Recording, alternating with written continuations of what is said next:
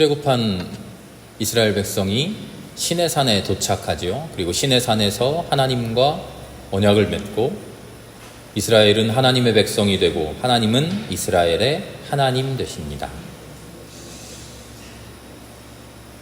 그렇게 이스라엘 백성들의 삶이 근본적으로 바뀌는 일이 시내산에서 일어나죠.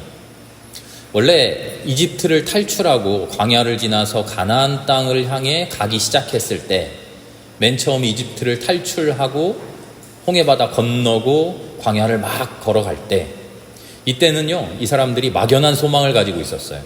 그 소망은 뭐였을까요? 젖과 꿀이 흐르는 그 땅을 가서 이 노예 같은 생활 벗어나서 그 땅에서 잘 살아보고 싶다. 이게 소망이었죠. 그 공통적인 소망을 가지고 한데 뭉친 사람들이 바로 이스라엘이에요. 이스라엘 백성을 부르는 말이 또 다른 말이 있어요. 뭐라 그러죠? 히브리 백성. 기억나시죠? 히브리 백성. 근데 사실 히브리라고 하는 말은요, 하나의 민족을 뜻하는 말이 아니에요.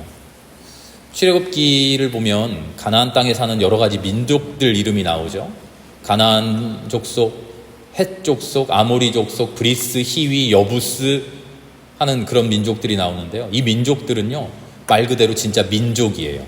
어떤 종족을 뜻해요. 그런데 히브리 백성이라고 할 때 이 히브리 종족, 히브리 민족은 그런 민족이랑 전혀 달라요. 히브리라고 하는 말은요, 원래 무슨 뜻이냐면 떠돌이, 거지, 강도들, 도둑놈들, 노숙자, 도망자, 불황자, 천대받는 사람들, 무시당하는 사람들, 일용직 노동자, 포로들, 용병들, 이런 사람들을 뜻하는 말이었어요. 앞비루, 하피루라는 그런 말이었어요.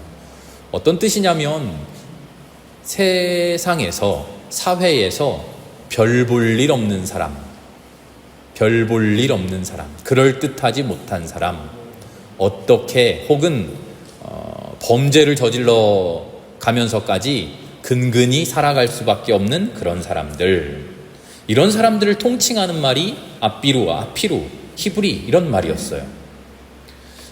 말하자면 이런 거예요. 순수한 아브라함의 자손들 민족이 있는데 이 사람들만 딱 데리고 출애굽하고 이 사람들만 딱 데리고 광야를 건너서 이 사람들만 딱 데리고 가나안 땅에 들어가서 잘 살았다. 그게 이스라엘 민족이다. 그게 히브리 백성이다. 그런 이야기가 아니라는 거예요. 무슨 이야기냐면 이스라엘의 구원 사건, 이스라엘 백성들을 건지시고 새로운 삶을 허락해 주시는 하나님의 구원 사건에 나도 그러고 싶어, 나도 구원받고 싶어, 나도 동참하고 싶어 해서 모여든 사람들이 한데 뭉친 민족, 그게 히브리 민족이라는 거예요. 하나님이 저 사람들 구원해 주신대, 저 사람들 구원해서 새 삶을 주신대. 저 사람들이 뭔데? 별 볼 일 없는 사람들인데 하나님이 그들을 구원해 주신대. 나도 별 볼 일 없는 사람인데, 나도 아무것도 아닌데, 이 세상에서 나쁜 짓이나 하면서 근근히 어쩔 수 없이 입에 풀칠하기 위해서 좀도둑질도 해가면서 그렇게 살아가는데 나도 거기 가서 구원받고 싶다. 나도 거기 동참해서 사람답게 살아보고 싶다. 그 수많은 사람들이 모여서 한데 이루어낸 해방사건, 이게 출애굽이라는 거예요. 그래서 이스라엘 백성들을요, 아브라함의 자손이라고 하지만 히브리 민족이라고 부르는 거예요. 아브라함의 순수 혈통 그 자손들만 모아서 이스라엘 민족이다, 그게 아니라 하나님이 구원해 주시는 구원 사건에 나도 구원받고 싶어요 해서 모여든 수많은 사람들의 연합체라는 거죠. 자, 그럼 이 사람들이요, 모두 다 처음부터 하나님을 잘 믿는 하나님의 백성이었을까요? 아니겠죠. 처음부터 속에 악의가 있어서 그런 건 아니었지만 뭐 하면서 살았어요? 천대받고 무시당하면서 할 일 없어서 떠돌아다니면서 강도짓도 하고 도둑질도 하고 도망치면서 돈 준다니까 이런 일 하고 그렇게 살던 사람들이에요. 본의 아니게 나쁜 짓도 하던 사람들이에요. 이 사람들이 하나님에 대한 신앙으로 투철한 사람들이었을까요? 하나님이 주시는 소명에 막 가슴 뜨겁게 아멘 하면서 그 소명을 이루어내는 그런 사람들이었을까요? 아니었겠죠. 심지어는 순수한 이스라엘 자손, 아브라함의 자손들마저도 하나님에 대한 신앙으로 투철한 사람들은 아니었어요. 단지 이 현실의 삶을 벗어나서 젖과 꿀이 흐르는 땅, 하나님이 구원해 주시는 땅, 그곳에 가서 인간답게 한번 살아보고 싶다라고 하는 그런 소망으로 한데 뭉친 사람들에 불과했죠.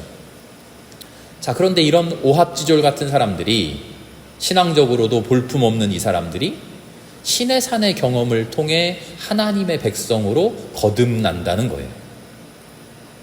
아무것도 아닌 사람들이 하나님의 백성 되고 하나님의 백성으로서 살아가는 삶, 그거를 보여주는 게 출애굽기예요. 하나님의 순수한 혈통이 있어서, 하나님 사랑하는 선택된 민족, 선민이 있어서 이 훌륭한 사람들을 구원하기 위해서 이스라엘에서 탁 건져내고 홍해바다 가르고 광야 지나서 가나안 땅 들어갔다, 이런 낭만적인 이야기가 아니고요. 하나님이 구원해 주시는데 누구를 구원해 줬습니까?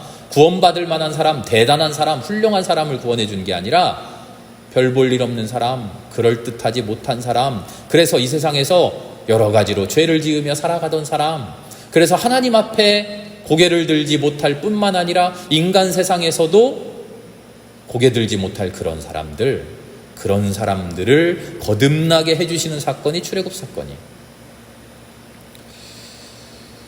근본적으로 어떻게 바뀝니까? 그 바뀜의 전환점이 바로 신의 산의 계약인 것이죠. 존재가 바뀌었다라고 선언하는 겁니다. 너희들 이전까지는 별 볼 일 없는 사람이었는데, 이전까지는 손가락질 받던 사람이었는데, 이전까지는 죄 짓고 살았는데, 아니야. 하나님이 선언해 주시는 사건이에요. 그게 신의 산이에요. 선언해 주십니다. 뭐라고요? 너희들은 하나님의 백성이야. 하나님을 섬기는 사람이야. 도둑질하고 살인하고 간음하고 그렇게 살았던 존재인데 이제는 그렇게 살 수 없어. 아예 살인도 하지 못하는 사람으로 내가 만들어놨어. 내가 너희들 도둑질 아예 못하는 사람으로 만들어놨어. 내가 너희들 아예 선하게 살 수밖에 없는 사람으로, 하나님을 섬기며 살 수밖에 없는 사람으로 만들어놨어 라고 하나님이 선언해버리신 거죠. 그게 지난주에 이야기한 십계명 이야기입니다. 이게 구원이죠. 구원의 진짜 정체는요, 젖과 꿀이 흐르는 땅에 가서 행복하게 배 두드리면서 노래 불러가면서 그렇게 사는 것, 그게 구원이 아니라요, 하나님이 나의 존재를 바꿔주셔서 하나님만 섬기는 사람으로 삼아주시고 세상의 온갖 아름다운 일들 할 수밖에 없는 사람으로 삼아주시고 세상의 온갖 불행한 일들, 나쁜 일들 할 수 없는 사람으로 만들어버리신 사건, 바로 이게 구원이죠. 이게 진짜 구원의 정체예요. 아무튼 하나님께서 이스라엘의 하나님 되셨어요. 이스라엘이 하나님의 백성 되었어요. 이 신의 산 사건이 일어나고 난 뒤에 이스라엘 백성들의 삶은, 히브리 백성들의 삶은 근본적으로 바뀌게 되는데요. 새로워진 사람들, 정체성이 바뀐 사람들, 존재가 변화한 사람들, 이제 어떻게 살아야 됩니까? 이제 어떻게 살아야 되죠? 나 새로운 사람이야 말만 하고 옛날이랑 똑같이 살면 안 되잖아요. 그런데 이 사람들은 어떻게 살지 몰라요. 알고 있는 것은 예전처럼 살던 방식, 그것만 알고 있어요. 어떻게 해야 됩니까?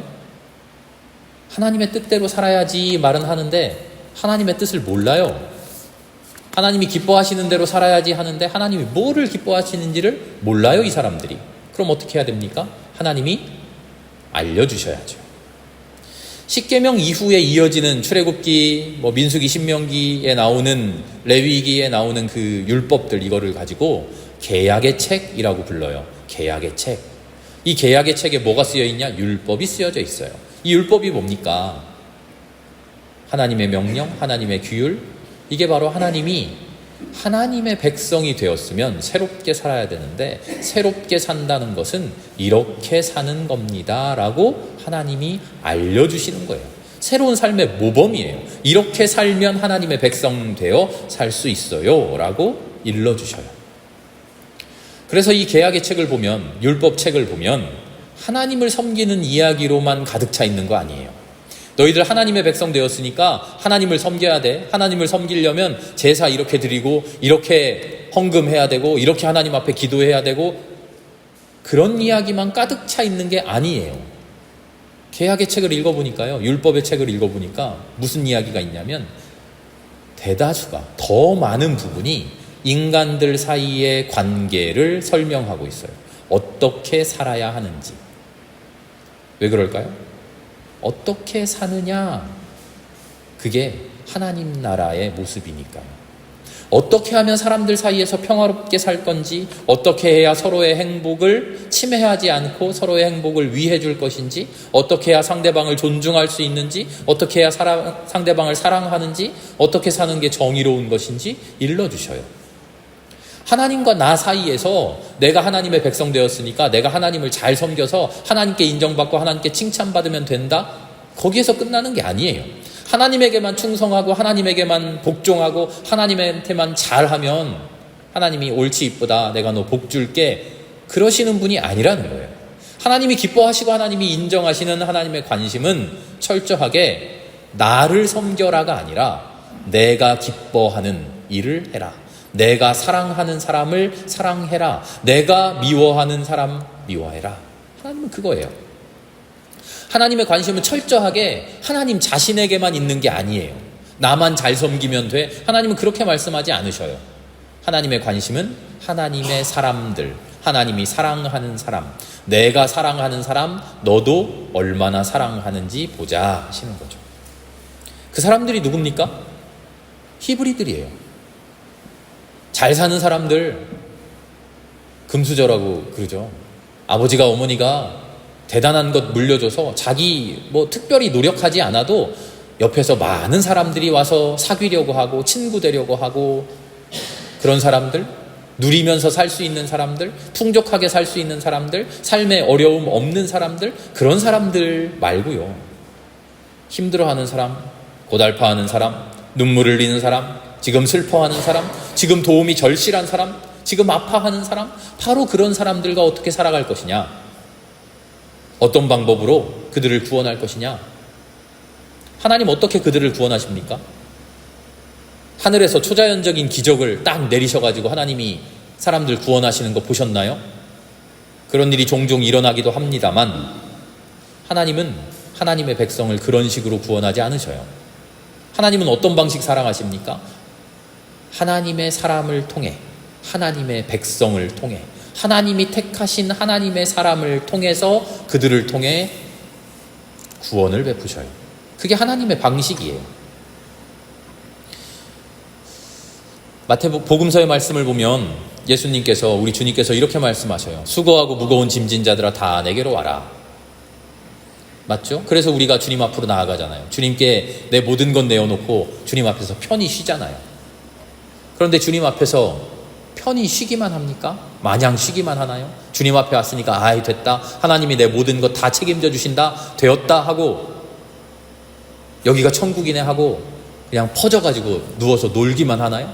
그게 하나님 나라입니까? 아니에요. 수고하고 무거운 짐진 자들아 다 내게로 와라 하고는 그 뒤에 이어지는 말씀이 있어요. 뭐라 그래요?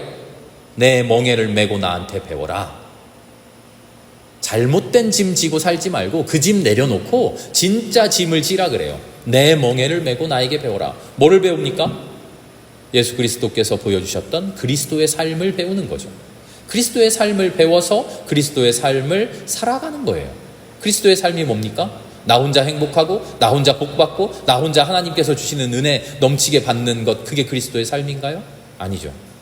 오히려 십자가에 내 생명을 바치기까지 하나님의 백성을 위해서, 하나님 사랑하는 사람을 위해서 내 모든 건 내어놓는 삶, 그게 그리스도의 삶이잖아요. 하나님께 나와서 쉼을 얻은 사람들, 젖과 꿀이 흐르는 땅에서 배 두드리면서 행복하게 살게 되는 사람들, 그 사람들 하나님의 일을 이루어가는 새로운 사람들 되어야 된다는 거예요.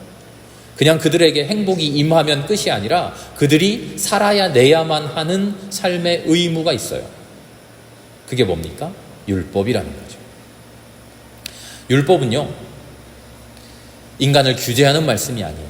이렇게 하지 않으면 벌 받는다, 이렇게 하지 않으면 너희들 큰일 나, 왜 그래야 하는지도 모르면서 율법책을 떠들러 보니까 이렇게 하면 안 되네, 너 어떻게 했어 하고 비춰보고 잘못해서 잘잘못을 따지는 그런 이야기가 아니에요. 율법 속에는 하나님께서 사랑하는 사람들, 슬퍼하고 아파하고 힘들어하는 사람들, 그런 사람들을 하나님의 사랑으로 구원해내기 위해서 우리를 하나님의 도구로 사용하는 이야기로 가득 차 있어요. 그래서 율법을 읽을 때는요, 철저하게 그 안에서 하나님이 원하시는 하나님의 나라를 읽어낼 줄 알아야 돼요. 근데 율법이 다 그런 이야기로 돼 있진 않잖아요. 지루하고 딱딱한 이야기들이 많죠. 레위기 같은 이야기 보면 하나님 앞에 제사 드릴 때 무슨 제사가 있고 무슨 제사가 있고 무슨 제사는 무슨 제물을 어떻게 잡아야 되고 뭐 순서가 어떻고 피를 어떻게 하고 뭐 가죽을 고기를 이건 깨끗하니까 괜찮고 저건 부정하니까 먹으면 안 되고 이런 이야기들이 때로는 우리에게 무슨 의미가 있을까 이렇게 생각되는 이야기들까지 가득 있어요. 그런데 우리는요 거기에서 하나님의 나라를 읽으려고 노력해야 돼요. 이렇게 안 하면 큰일 난대. 이렇게 해야만 된대. 근데 뭐 이게 무슨 의미가 있어? 7자 반, 6자 반, 밀가루 한 흰, 이게 하나님 나라랑 무슨 관계야? 그런 마음이 아니라 이 모든 것을 통해서 하나님이 이루어가고자 하신 하나님의 뜻이 무엇일까? 우리는 그 고민을 해야 되죠. 물론 너무 어려운 것들은요, 신학자들에게, 청직자들에게 맡겨두시면 됩니다. 다시 오늘 말씀으로 돌아옵니다. 서론이 길었습니다만 요점은 바로 이겁니다. 율법 속에 뭐가 들어있다는 겁니까? 율법 속에 하나님의 나라가 들어있습니다. 율법을 통해서 하나님은 우리를 징계하시고 율법을 통해서 우리에게 복 주시고 그게 끝이 아니라 율법을 통해서 하나님은 하나님의 나라를 만들어가기를 원하신다는 거예요. 하나님의 백성이 하나님의 뜻대로 살아가서 하나님 기뻐하는 하나님의 나라를 만들어가는 것, 그게 율법의 목적이라는 거예요. 그래서 우리 그리스도교 율법 속에는요, 다른 종교의 율법에서는 찾아볼 수 없는 전혀 다른 이야기들이 들어있어요. 그게 뭐냐면 바로 사회정의법이에요. 예를 들자면 희년법, 안식일법 같은 그런 것들이에요. 안식일을 지키는 이유가 뭐죠? 전적으로 종교적인 것인가요? 하나님이 날짜를 딱 정해주고 이날에는 무조건 나를 예배해야 돼, 이날에는 무조건 나한테 제사 드려야 돼, 그게 안식일법인가요? 겉으로는 그렇게 보일지 모릅니다만 그 속뜻이 뭐죠? 예수님께서 분명하게 일러주셨잖아요. 안식일의 본뜻이 뭡니까? 인간들의 사회구조가 힘 있는 사람이 힘없는 사람들 착취하고 억압하고 파괴하지 못하도록 보호해주는 거예요. 최소한의 쉴 수 있는 인간들뿐만 아니라 동물까지도, 가축까지도, 심지어 땅까지도 쉴 수 있도록 쉼을 허락해주는 게 안식일법이고 희년법이죠. 또 성경을 읽어보면 율법에 관용구처럼 등장하는 말이 있어요. 과부와 고아와 나그네. 많이 들어보셨죠? 과부와 고아와 나그네. 계속 나와요. 왜 등장합니까? 그 이야기가 왜 율법에 나옵니까? 고대 사회에 제일 힘없는 사람, 제일 불쌍한 사람, 제일 돌봄받지 못하는 사람들이 과부와 고아와 나그네예요. 인간으로서 누려야 할 권리를 내가 힘이 없어서 억울하게 빼앗긴 사람들이 그 사람들이에요. 그래서 그런 사람들을 눈여겨보는 게 하나님이에요. 그들을 눈여겨보라고 만들어주신 게 율법이에요. 하나님이 원하는 하나님의 나라가 그런 세상인 거죠. 오늘날 근대국가를 지나 현대국가로 넘어오면서 이제서야 겨우 모든 사람들의 안녕, 모든 사람들의 복지를 추구하는 복지국가가 이루어지기 시작하잖아요. 그런데 우리 하나님은 저 고대 사회 때부터 이미 그런 이상적인 복지 사회를 우리에게 요구하셨던 거예요. 오늘 함께 읽은 이야기로 돌아와 봅시다. 오늘 이야기는요, 종이 자유를 얻는 이야기예요. 종이 자유를 얻는 이야기. 근데 이 안을 들여다보면 율법 전체를 대하는 인간의 마음 자세와 그 결단을 이야기하고 있는 것을 우리가 알게 돼요. 앞으로에 이어질 모든 율법 앞에 우리가 어떤 마음으로 설 것이냐 하는 것을 이 이야기가 우리에게 제시해 주죠. 주인이 종을 삽니다. 종을 사면 평생 사는 게 아니라 6년 동안 일하고 7년째 되는 날에는 이 종이 자유를 얻어서 제 갈 길로 가게 됩니다. 안식년이나 희년 비슷하죠.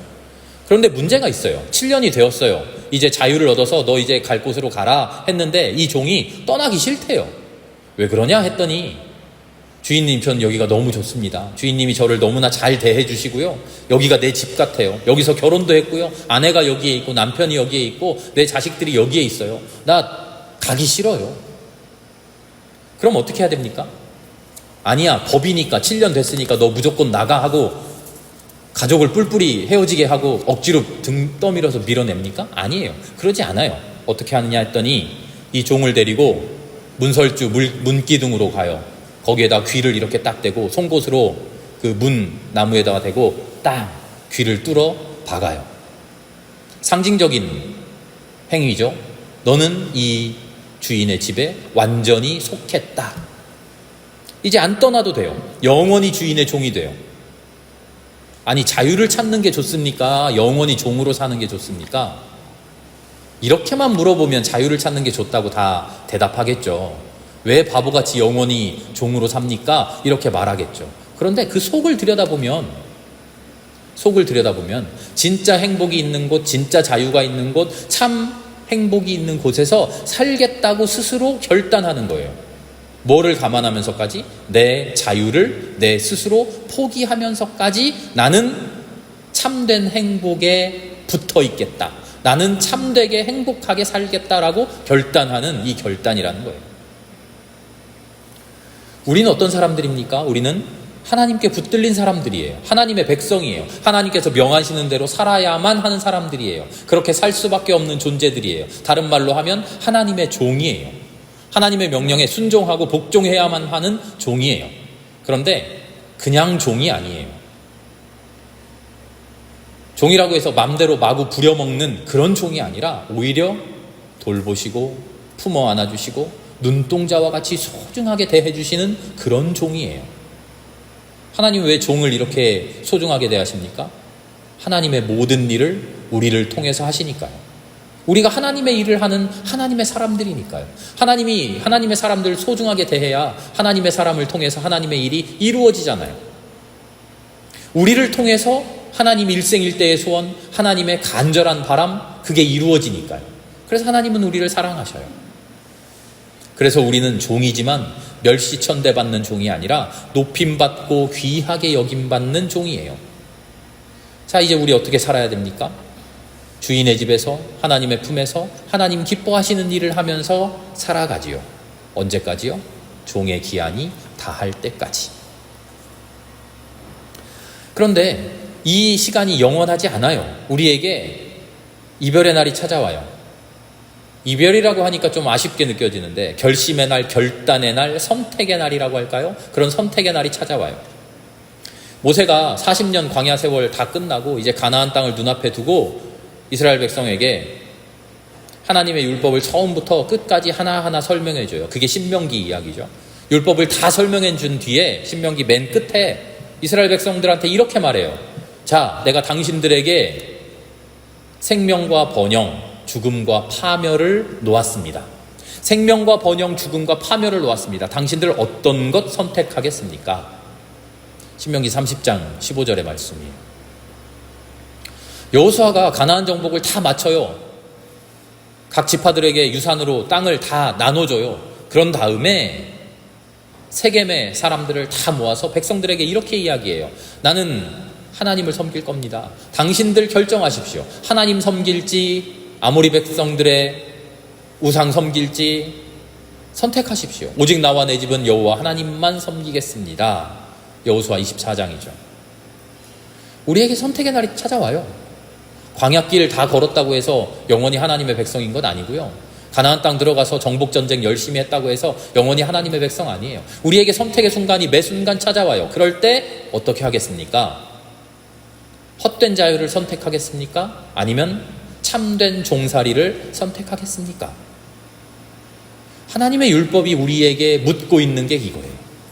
율법, 지켜야 하는 거, 법칙, 규율, 규칙, 나 이런 거 싫어, 나 자유롭게 살래? 그러겠습니까? 아니면 율법 안에 어리석은 이야기들도 있어요. 잘못된 이야기들도 있어요. 왜냐하면 그 당시 문화와 관련되어 있으니까요. 2000년이 지난, 몇천 년이 지난 오늘날에까지 그대로 문자적으로 적용할 수 없는 이야기들이 분명히 들어있어요. 오늘 이야기도 그렇죠. 애초에 종을 가진다는 게 말이 됩니까? 하나님 나라를 하나님 사랑하신다면서 종을 인정하시는 것처럼 보이는 게 말이 안 되잖아요. 그 문화가 하나님의, 우리 인간의 문화가, 인류의 지혜와 인류의 영성이 자라나오도록 하나님 인도해 주시는 거죠. 아무튼 그 선택의 시간, 율법 앞에서 무엇을 선택하겠습니까? 영원히 종이 되겠습니까? 그러면 진정한 자유가 주어집니다. 영원히 주님의 종이 될 때 진짜 자유를 누리게 됩니다. 그러나 주인을 떠나 내 멋대로 내 마음대로 살아갈 때 잠깐 자유로운 것 같지만 우리는 영원히 파멸로 걸어갑니다. 그래서 우리는요, 하나님의 집 앞에 우리의 귀를 뚫어야 돼요. 그렇게 영원히 내 자유를 주님께 바쳐야 돼요. 하나님께 매인자 되어서 영원히 자유롭게 살아가야 돼요.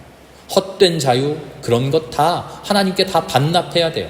나 하나님의 명령대로 살겠습니다.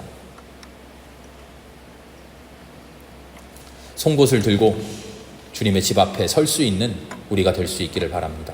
여기야말로 나의 집이라고, 여기에 참된 자유가 있다고, 여기에 참된 행복이 있다고, 나 다른 곳에서 허탄하게 방탕하게 살지 않겠다고 결심하고 결단하는, 우리의 귀를 주님의 집 문설주에 뚫고 영원히 주님의 종이 되어 살아갈 수 있는 우리가 되기를 기도합니다. 함께 기도하겠습니다.